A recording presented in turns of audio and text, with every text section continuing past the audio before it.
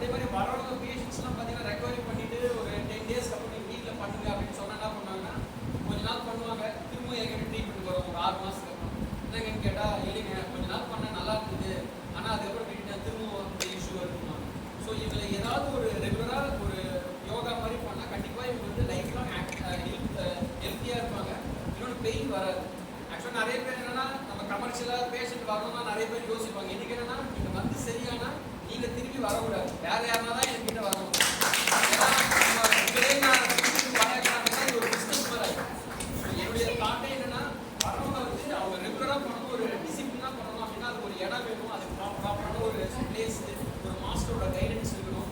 So அவங்களும் ஹெல்த்தியாக இருக்கணும். அவங்க வந்து ரோல் மாடல் பண்ணி நீங்களாம் பார்த்தீங்கன்னா நிறைய பேர் ஒரு இன்ஸ்பிரேஷன் மாதிரி இவ்வளோ சூப்பராக இந்த ஏஜில் பண்ணி நம்மளும் பண்ணணும். இப்போ பண்ணாதவங்கலாம் ஒரு மோட்டிவேஷன் நீங்கள். அதனால் உங்களை பார்த்து ரொம்ப சந்தோஷம். எல்லாருடைய சப்போர்ட் வந்து இந்த அளவுக்கு பண்ண முடியுது. மெயின் என்னுடைய ஒய்ஃப் பார்த்தீங்கன்னா அவங்க இந்த அளவுக்கு அதை பண்ணணும்னா இன்னும் பெஸ்ட்டாக பண்ணணும்னு சொன்னாங்க. ஸோ அதனால் அவங்களுக்கு இந்த என் சைடில் எனக்கு மேக்ஸிமம் சப்போர்ட் பண்ணணும்.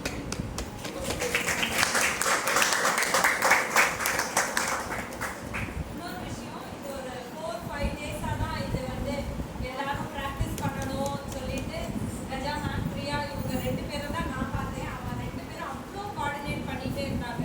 இத்தனை மணிக்கு வரணும், இது நாங்களும் டெய்லி வந்தோம். சில பேரால வர முடியலை, அவங்க அன்னைக்கு லீவு இன்னைக்கு லீவுனா எல்லாரும் ஆக்சுவலி எங்களோட குரூப் பர்ஃபார்மன்ஸ் அது எல்லாரும் சேர்ந்து தான் கோஆர்டினேட் பண்ண முடியும். ஸோ அது வந்துட்டு அவங்க சொல்லிகிட்டே இருந்தாங்க. ஸோ அதெல்லாம் கஜா மேம் தான் ஃபுல்லாக பார்த்து வந்து ஏஜுக்கும் ப்ராக்டிஸ் வச்சு அதெல்லாம் பண்ணி பட் ஒன்லி 4-5 டேஸ் ஒரு ப்ராக்டிஸ் தான். But small steps but coordination மெயினாக முக்கியம். அதெல்லாம் பண்ணி நேற்றும் அவ்வளோ மெசேஜஸ் பேக் அண்ட் ஃபோர்த் குரூப்பில் இந்த டைம் வரணுமா அந்த டைமுக்கு வரணுமாங்கிறது இட் வாஸ் ஸோ நைஸ். ஒரு ஸ்ட்ரெஸ் பஸ்டராக இருக்குது எங்களுக்கு.